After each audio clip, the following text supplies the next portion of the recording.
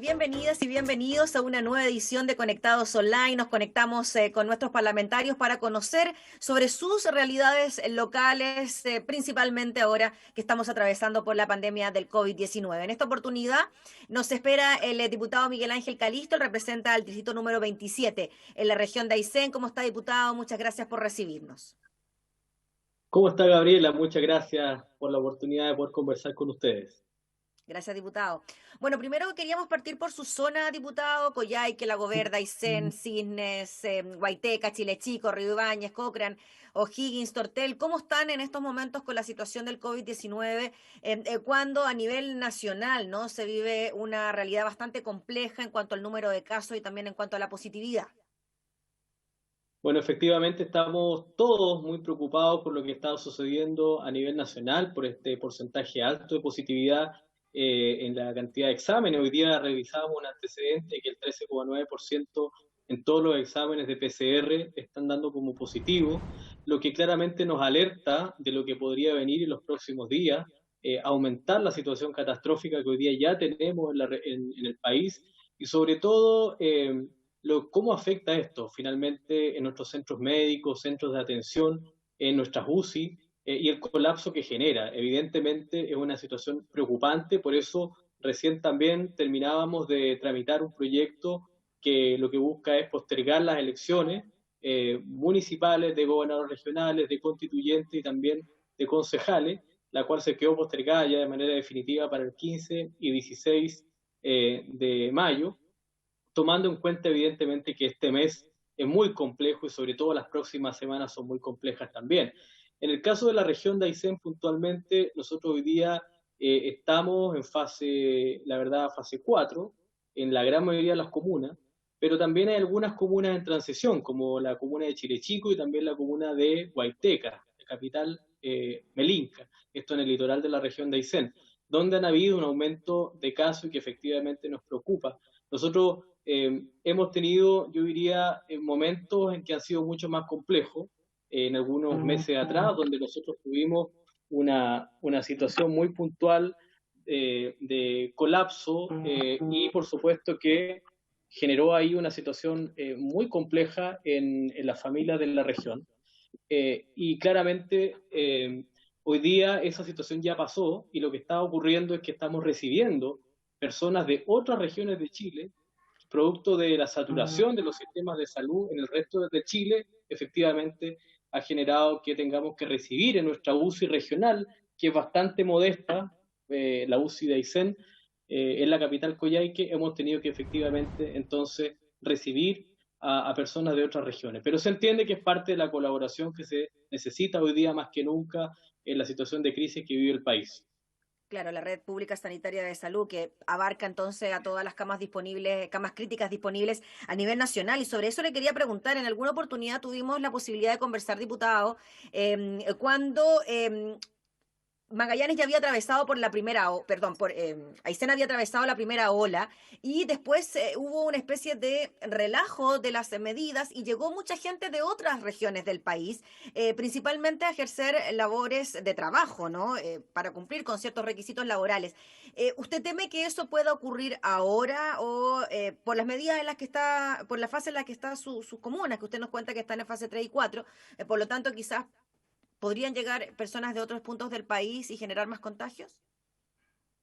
Mire, en este minuto están llegando personas de otras regiones del país, como yo les decía, atención en las unidades de cuidado intensivo, la UCI.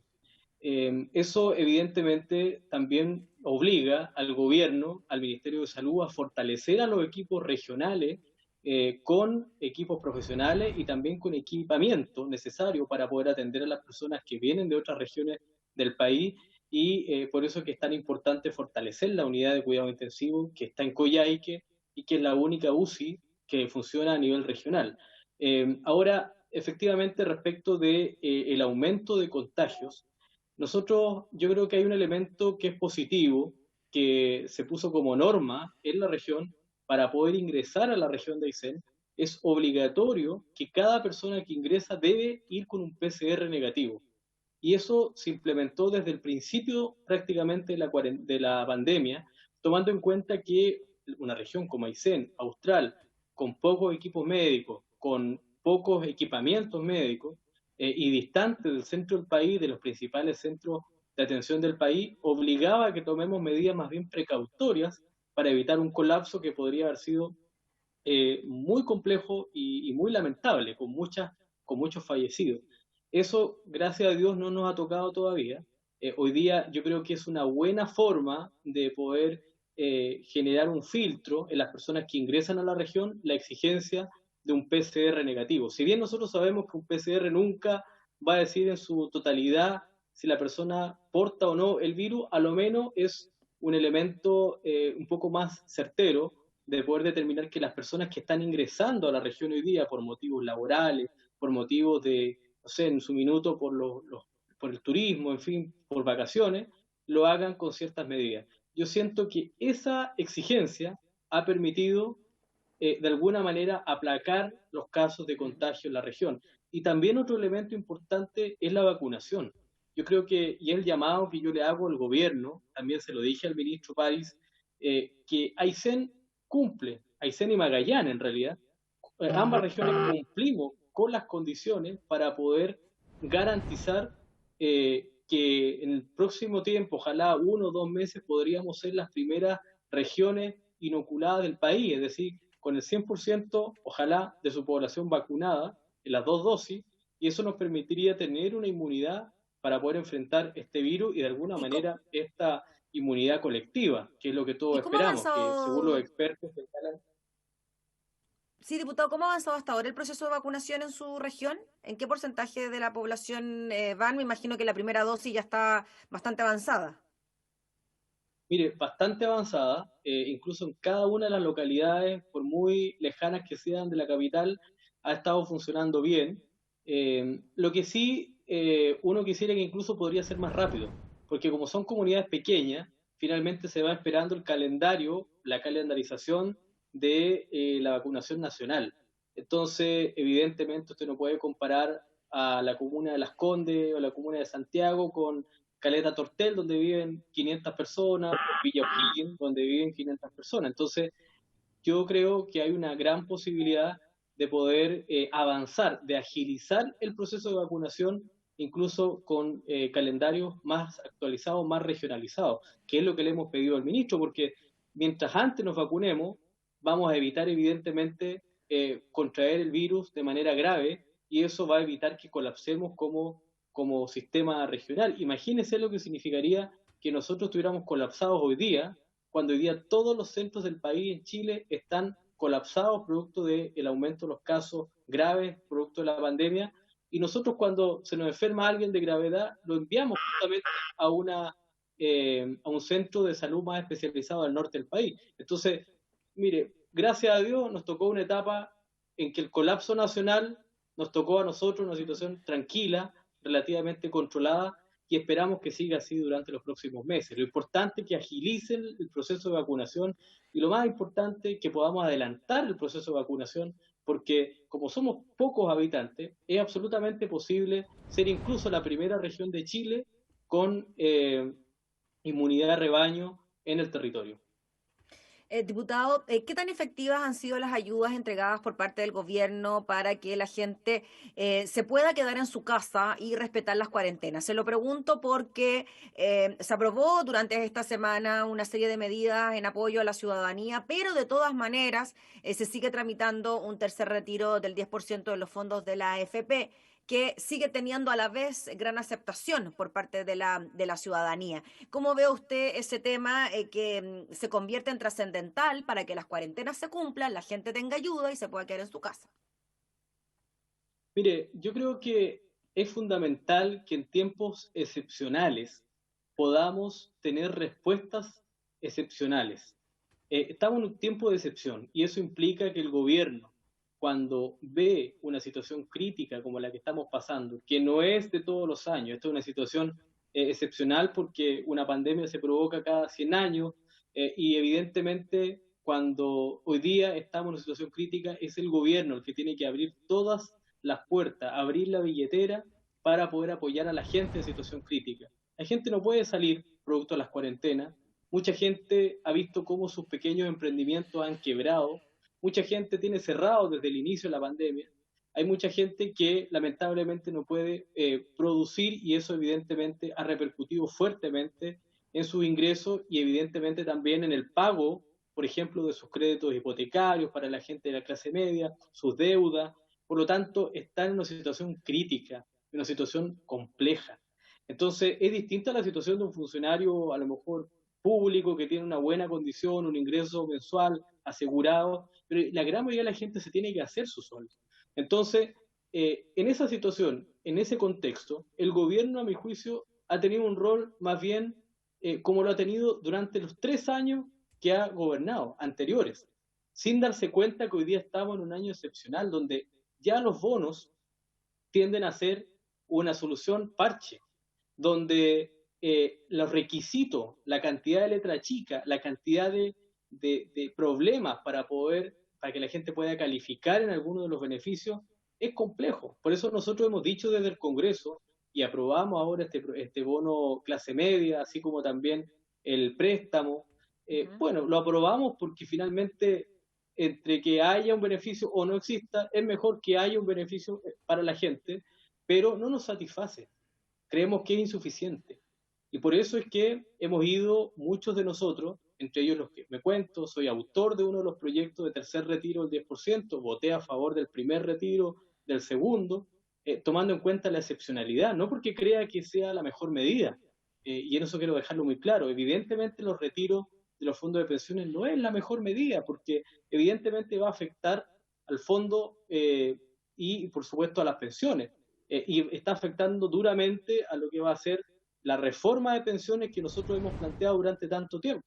Sin embargo, entendiendo la excepcionalidad del tiempo en el cual estamos hoy día, es fundamental que la gente pueda acceder a retiro de sus fondos, hoy día con el tercer retiro, que también incluye a los de renta vitalicia, tomando en cuenta la situación en la que se encuentran. Muchos de ellos son pensionados que no han recibido ningún apoyo del Estado.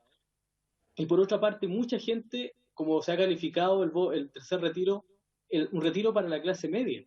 Hay mucha gente de clase media que nunca pensó estar en la situación que se encuentra hoy día, con crisis económica, sin poder pagar sus deudas, sin poder pagar sus créditos hipotecarios, la cuota del pago del vehículo o la cuota del pago del camioncito con el cual trabajan, en fin, entonces los pilló la máquina. Y frente a eso, Diputado, Gabriela, yo quiero serle muy honesto, o sea, yo prefiero que la gente use sus fondos previsionales en vez de golpearle la puerta a la banca que le va, seguramente en algunos casos, le va a prestar el crédito con intereses brutales, o sea, va a terminar pagando 2 veces el crédito que pidió, eh, porque creo que es mejor que la gente use su fondo a que pida un crédito. Y muchos de esa gente hoy día no califica ni siquiera para pedir un crédito en el banco. Entonces, ¿qué y, y- esperamos? y- y por lo Esperamos mismo, por diputado, ¿usted mantener cree los fondos que previsionales, que la gente pierda sus casas, pierda sus vehículos. Por eso creo que es importante avanzar en este tercer retiro de los fondos previsionales. ¿Y usted cree que el gobierno lo va a apoyar finalmente, diputado? Porque se ha dicho ya que se recurriría al Tribunal Constitucional para que este proyecto no viera la luz, ¿no? Y el gobierno responde, bueno, con estas otras medidas de las que estábamos conversando, que según lo que usted nos dice no son suficientes. Los aportes que se han aprobado en el Congreso, como el bono clase media, el préstamo, un bono de 100.000 pesos para los pensionados de renta vitalicia, todas esas cosas me parece que son positivas y ciertamente el Congreso lo aprueba y lo apoya, pero ciertamente son insuficientes. La gente hoy día está pasando por una crisis y necesita recursos. Por eso yo creo y estoy convencido que va a tener un respaldo mayoritario y tajante en la Cámara de Diputados. Ya hemos visto que hay varios parlamentarios de gobierno que ya se han ido sumando progresivamente desde el primero hasta el tercer retiro. Y yo creo que en el Senado va a pasar algo similar. Se va a aprobar, sin lugar a duda, este tercer retiro de los fondos previsionales. El problema, efectivamente, está en el gobierno. Yo espero, la verdad, que el gobierno se sensibilice, entienda de que si el gobierno no es capaz, por ejemplo, de asegurar una renta universal para las familias que hoy día lo están pasando mal, para la clase media, si deja de poner limitantes y condiciones al minuto de postular a los beneficios, si no entiende eso, finalmente a nosotros no nos queda otra alternativa que ir por la línea de los retiros, los fondos de pensiones, para amortiguar la crisis que hoy día está viviendo la gente. Entonces, yo creo que hay que dejar, Gabriela, de ver esta situación desde la comodidad del mundo político.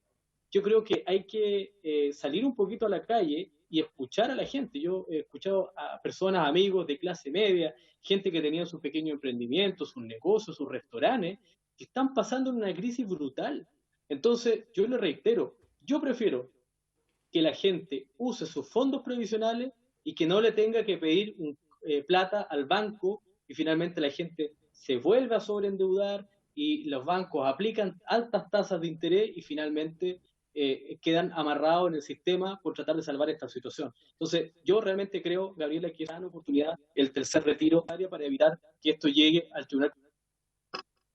Muy bien, pues diputado Miguel Ángel Calisto, le agradecemos enormemente por su tiempo para hablar de estos temas, tanto de su zona ya en la región de Aysén como también de este tercer retiro, ¿no?, que genera tantas expectativas también en la ciudadanía. Así que muchas gracias por su tiempo, que esté muy bien. Muchas gracias a usted, ¿eh? Gracias. Gracias. Era el diputado Miguel Ángel Calisto en una nueva edición de Conectados Online. Nosotros nos volvemos a reencontrar próximamente. Que esté muy bien. Hasta entonces.